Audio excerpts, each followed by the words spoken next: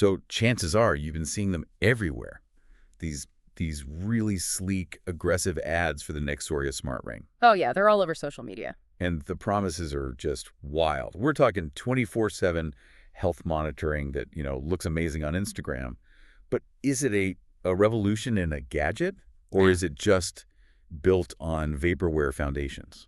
That is the big question, and that's exactly what we're trying to get to the bottom of in this deep dive. We're trying to separate the hype from the hard reality Yeah, we do that. by digging into the spec sheet, looking at what actual people are saying. And this is the big one, investigating if the company is even legit. You need to know if you're buying a piece of tech or just funding a marketing campaign. Okay, so let's start with the promise because, it sounds incredible. Their marketing says continuous heart rate, SEFBO2, That's your blood oxygen. right, your blood oxygen, Yeah. and super detailed sleep tracking. It's also got multiple sport modes, motion gesture controls. It's made of aluminum, and it has a 5 ATM waterproof rating, so you can swim with it. And you can't forget the battery claim. I mean, that's the headline for me. A week of life from the ring itself. A full week. And then the charging case gives you another 13 extra charges. It basically sounds like they solved every single problem with wearables in one go. It really does. Mhm. And that's exactly why we started digging into the company itself. This is where the skepticism really starts to kick in. It's fascinating because there's just an absence of a backstory. So we ran the site through Scam Advisor, a tool that checks for legitimacy. Yeah. It flagged Nexoria with a really, really low trust score. And the reason was pretty simple. The domain was only registered recently, and it gets hardly any traffic. Which is a huge disconnect for a company that claims to have, 500,000 reviews? A massive disconnect. Yeah. But hang on, you might be thinking, doesn't every startup begin with a new website? What makes this different? That's a good question.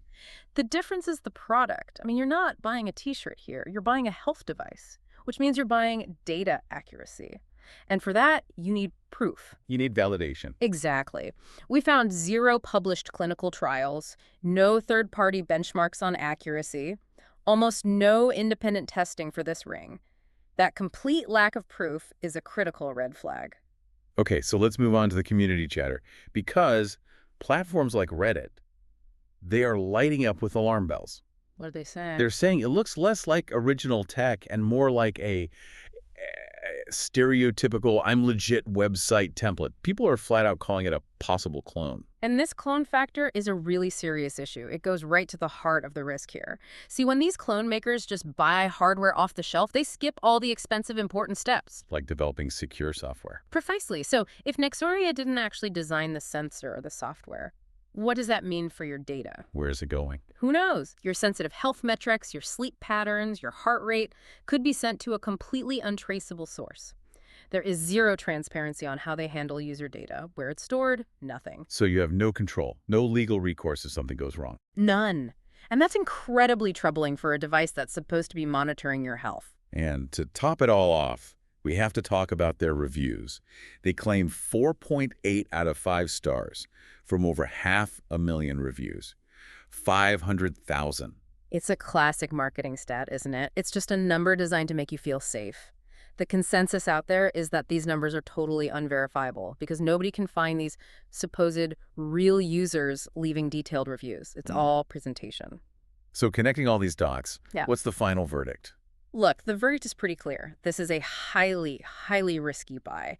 The entire infrastructure behind Nexoria just feels paper thin. From the website to the lack of testing data. Everything. Without strong, verifiable evidence, you're not investing in a reliable gadget. You are gambling on a brand. A brand that's really only good at one thing right now: marketing. So the takeaway for you listening to this is pretty simple then. It is. Stick with established names. Brands that actually publish their test data, get audits, and have strong, real user communities. Don't let the flashy promises and the sleek Instagram look override the need for actual verifiable substance. Indeed. This whole discussion about Nexoria just highlights a really important lesson, I think. It shows how easily good marketing can cover up a profound lack of anything real underneath. Yeah. And the challenge for all of us remains, right, figuring out what's actually worth your money versus what's just. Expensive garbage with excellent advertising. Right. When the claims seem that big, you have to demand the proof, keep questioning everything.